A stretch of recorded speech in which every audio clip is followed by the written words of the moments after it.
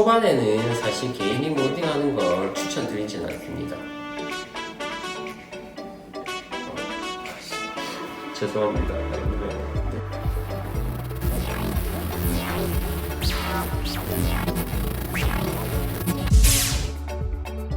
안녕하세요. 지하성형외과 원장 남경우입니다. 오늘 좀 오랜만에 유튜브를 찍는 것 같은데 병원이 바쁘다 보니까 시간 내서 찍는 게 쉽진 않은 것 같습니다. 오늘 여러분들께 소개해드릴 건 그냥 일반 필러 몰딩에 대하여 좀 궁금해해서 제가 그 부분에 대해서 알려드리도록 하겠습니다. 필러 몰딩이란 건 다 잘 아시겠죠? 이 필러를 하고 나서도 좀 울퉁불퉁하거나 모양이 좀 마음에 안 드는 부분을 바로 잡는 걸 몰딩이라고 생각하시면 되겠습니다. 사실 몰딩이란 게 이제 저도 하지만 특별히 의학적인 기술이 필요한 건 아니기 때문에 필러를 시술받고 난 일반인 분들도 집에서 충분히 몰딩을 하실 수 있을 거라고 생각해요. 그래서 병원에 내원하기 힘들거나 시술 기간이 너무 오래 지나서 이제 특별히 내원해서 몰딩하기가 조금 어려운 경우에는 직접 몰딩을 하시더라도 어느 정도 효과를 보실 수 있을 거라고 생각합니다. 그럼 몰딩에 대해 알려드릴게요. 어떤 부위가 자가 몰딩하기 제일 편한가요? 몰딩 같은 경우는 사실 몰딩을 가장 많이 하는 부위는 이마라고 할 수 있죠. 그 다음 코라고 콧대라고 할 수 있을 것 같아요. 다른 부분은 사실 몰딩이 많이 필요한 부위는 아니고 또 몰딩도 상대적으로 좀 더 어렵다고 생각이 들고요. 몰딩을 먼저 하기 위해서는 이제 집에 거울 있잖아요. 거울 보시고 그 다음에 손수건 같은 걸 준비하시면 돼요. 보통 제가 이마 몰딩 할 때는 실제 환자들도 이런 꺼지를 이용해서 이마 필러 시술을 하고 나서는 몰딩을 합니다. 근데 이런 꺼지가 일반 집에는 없을 테니까 손수건 같은 걸 준비하시면 될 것 같아요. 그래서 몰딩하는 방법을 조금씩 알려드리도록 하겠습니다. 몰딩은 사실 처음부터 하실 필요는 없으세요. 처음부터 하실 필요는 없고 당연히 처음에는 몰딩을 하게 되면 원장님이 시술한 모양과 좀 틀려질 수 있는 부분도 있고 하기 때문에 최종적으로 시술이 끝나고 나서 한 1, 2주 지나서 조금 내원하기 힘들거나 가장 좋은 거는 내원해서 몰딩을 받으시는 게 가장 좋겠죠. 양이 좀 모자란 부분을 리터치를 해야 될 수도 있기 때문에. 필러를 맞았는데 리터치가 필요하대요. 리터치가 왜 필요한가요? 리터치 같은 경우에는 이제 필러라는 것 자체가 이제 특징이 물을 흡수하면서 약간의 부피감이 늘어나게 됩니다. 시술을 하면.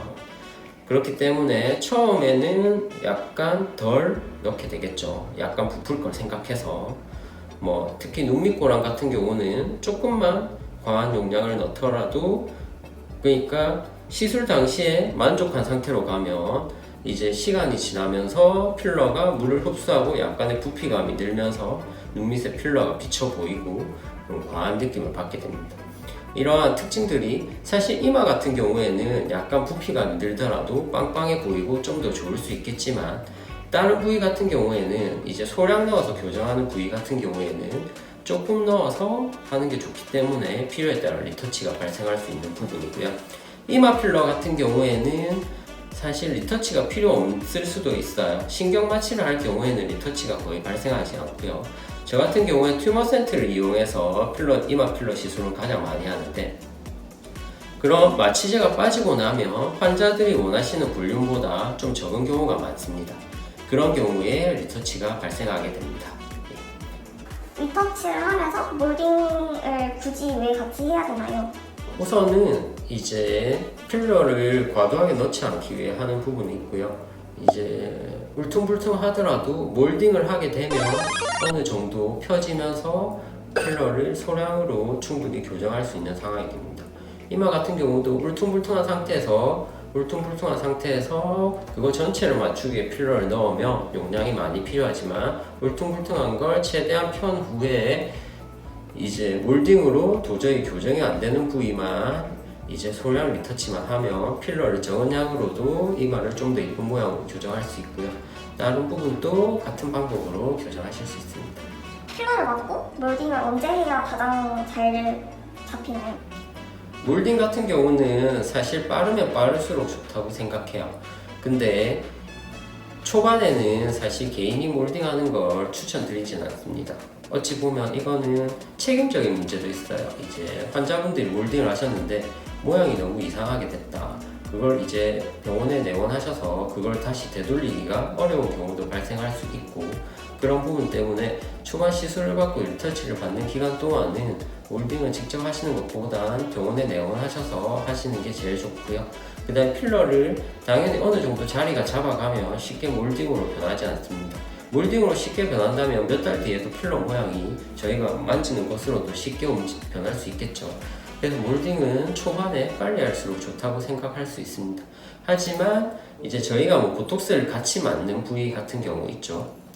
이마나 아니면 턱끝 같은 경우 이제 여기 자갈턱 보톡스를 같이 하는데, 그런 경우에는 보톡스 효과가 충분히 난 한 일주일 정도 기간 이후에 완벽히 몰딩을 하는 것이 가장 좋다고 할 수 있어요. 이마 몰딩 같은 경우부터 설명드릴게요. 이마 몰딩 같은 경우 이 천으로 보통 하게 됩니다.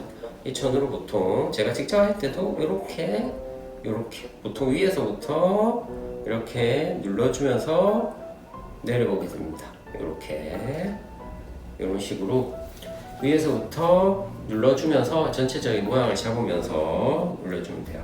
요걸로 끝까지 다 하는 건 아니고요. 이렇게 잡고 이제 조금 문지르고 또 누르고 또 차이 나는 부분 문지르고 이런 식으로 몰딩을 진행하시면 되고요. 그 다음에 이마랑 같이 있는 부위, 관자 부위. 관자 부위는 이마 필러랑 이 관자 부위, 경계 부위가 사실 좀 차이가 나는 경우가 많아요. 그래서 요쪽 부위는 손수건 좀 하시기 어렵기 때문에 바깥쪽에 이렇게 손가락으로 눌러서 펴주신다고 생각하시면 됩니다. 제가 직접 그냥 맨살 하는데도 꽤 아프네요. 몰딩은 사실 좀 어느 정도 세게 해주셔야 효과가 있어요. 이제 단순히 필러가 단순히 살짝 눌린 걸로 몰딩이 된다면 사실 평소에 일반적인 자극에도 모양이 너무 많이 변하겠죠.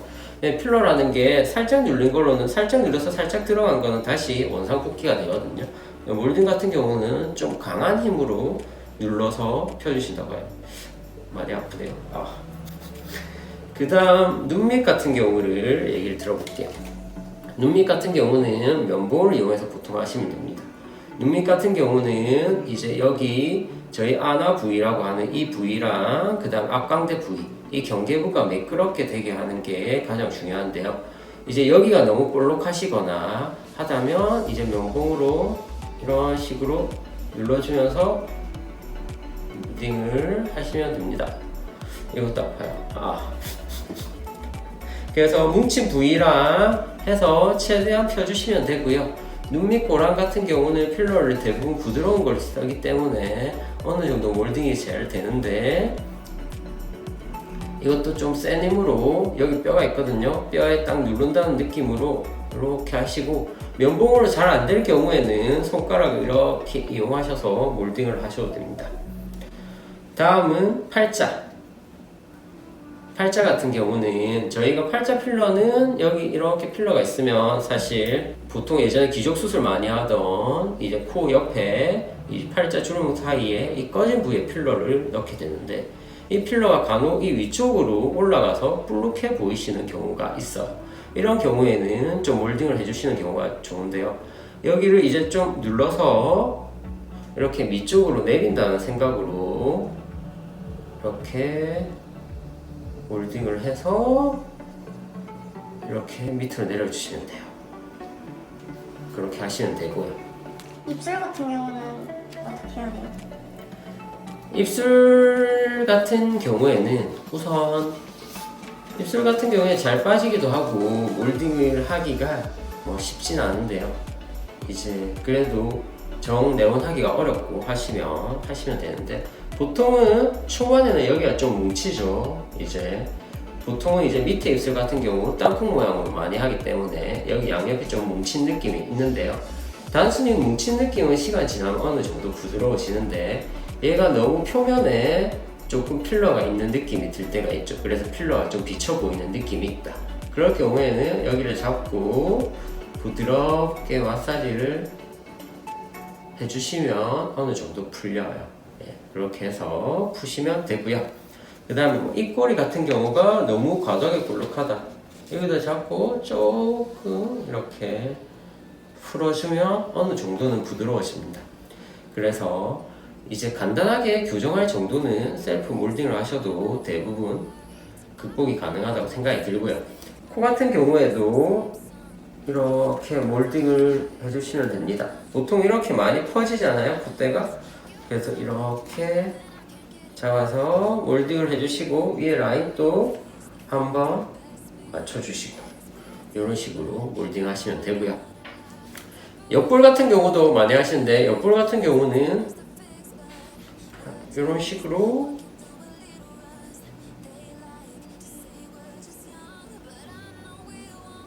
이렇게 하셔서 하시면 되겠습니다. 사실 몰딩이란 게 많이 어렵진 않아요. 이제 뭐 결국 주사 시술이나 이런 게 아니고 결국 마사지를 통해서 이제 필러를 피는 거기 때문에 이제 고객님 이제 시술 받으신 환자분들이나 고객분들도 쉽게 하실 수 있다고 생각이 듭니다. 필러는 이제 처음부터 뭐 그 자리에 있으면 좋겠지만 저희 얼굴이라는 것 자체가 표정 근육들이 많이 움직이기 때문에 이런 근육들의 움직임에 따라서 필러의 움직임은 조금씩 있습니다. 그렇기 때문에 저희가 이마 필러 하는 경우에도 예전에 말씀드렸지만 이마 보톡스나 미간 보톡스 같이 하는 이유가 이런 근육의 움직임을 가능한 줄여서 필러의 유지 기간을 줄이면서 필러의 이동을 최소화하고 모양 유지를 길게 하는 거겠죠. 그에 따라서 이제 근육이 움직이는 데는 필러의 움직임이 조금씩 있을 수 있는 거는 불가항력적인 부분입니다. 그래서 그런 부분은 어느 정도 이해를 하셔야 되고 시술 전에도 이제 모양이 약간 변한 정도는 몰딩으로 충분히 극복이 가능하겠습니다. 그럼 모두 다 필러 예쁘게 잘 유지하기 바라고요. 다음 시간에 좋은 내용으로 찾아뵙겠습니다. 감사합니다. Give this up. Sometimes I lose my mind, and some days it's hard to find.